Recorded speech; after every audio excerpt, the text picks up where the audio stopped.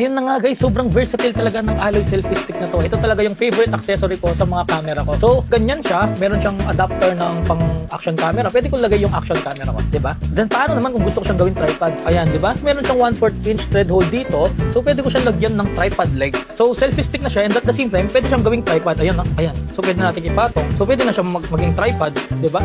Tingnan natin. Ayan, tripod na siya guys. Pwede siyang gawing tripod agad, di ba? Paano naman if may action camera ka at Osmo Pocket? So, napakaganda talaga ng versatility nito dahil ito, meron akong adapter. So, ilalagay ko lang siya dito. Ayan, nakalagay na siya, di ba? True lang natin. So, pwede na natin ilagay yung pocket natin, yung Pocket 4. Ayan guys, may selfie stick na ako para sa akin Osmo Pocket 4. Tapos, pwede natin siyang lagyan ng tripod leg para maging tripod na siya. Ayan, naging tripod na siya. Ayan guys, napakita ko sa inyo, sobrang versatile talaga ng Alloy selfie stick ng Telesin. Sobrang paborito ko talaga yon dahil basta may mga adapters kayo, kahit anong camera man yan, basta may 1/4 inch thread hole, may magnetic adapter, pwede yan lahat. So, ano pang inaantay mo? Ito na ang kailangan mo na selfie stick na all around talaga.